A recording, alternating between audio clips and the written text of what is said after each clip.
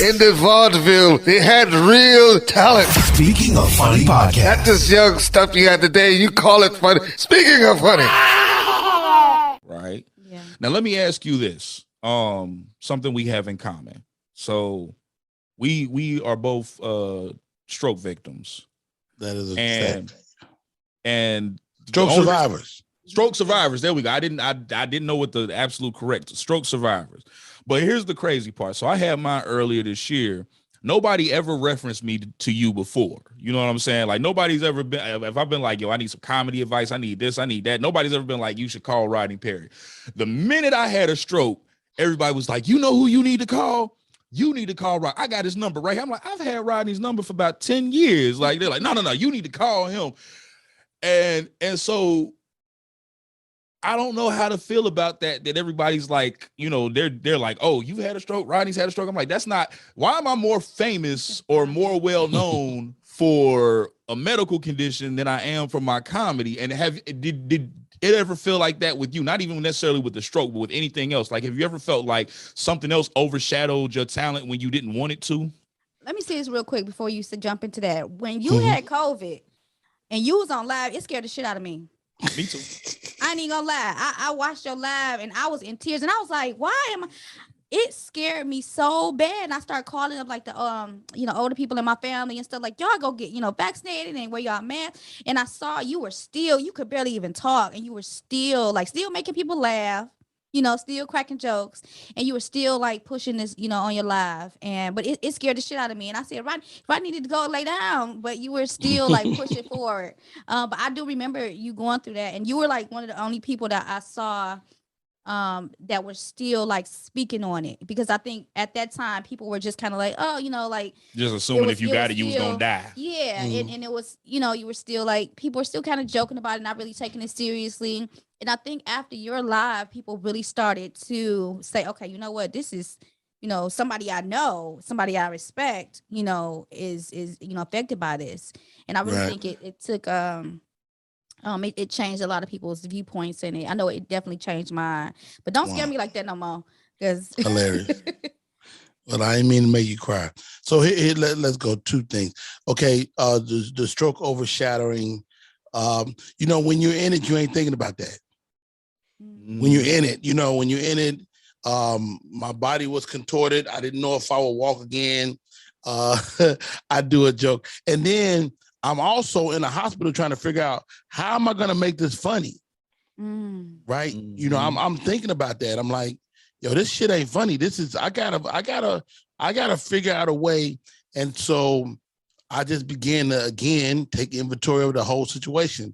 I had a physical therapist to help me. I had an occupational therapist that helped me. So now when I talk about that stuff on stage, it becomes an overall commentary of the whole medical system. Right. And how I learned as I went through those moments, I learned how to be a patient. I learned how to let go and I learned about God. I had conversations with God during that time. So when you see me do this part of my life and my act, it's me being a reporter and coming back and telling y'all what happened. And so I never worried about it overshadowing my art, but I thought that maybe I may not be able to do my art no more, if that makes any sense. Because again, when your brain is not talking to parts of your body, you like, yo, it don't hurt. I'm not in pain. So it was nothing that you could point to a doctor and be like, this hurts. It was just like, it just wasn't working. And I just remember that. And each day I got a little stronger, got a little better, connected those dots. And as it relates to COVID, a few years later, it's like you only got so many chances to go in front of the world with an illness. Right. So I had already done the stroke thing. People stopped and prayed for me and things of that nature. Now your ass got COVID. People be side-eyeing you for real. And so it's always something with Rodney. Right. But to be honest, and I'll tell both of y'all this, it's like when you deal with something where you contemplating your mortality, I just knew I wasn't about to die. I knew that when COVID came, you know, I knew I wasn't going to die. And so I was like, this is something I got to go through. Gonna take me a few days and they're going to send me home. The real work came for me with COVID was when I got home. So I was 14 days in the hospital, but I wasn't doing nothing. I was just kind of in the bed. And when I got home and, you know, my wife and my family, they'd be like, you need to get back to being daddy and you need to get back to being husband. And so we don't baby you around here. You know, you got 2 days of baby, and after that, they like, you need to go get your plate yourself, you know. And so when I got home, I came home with oxygen, and I couldn't walk across the room.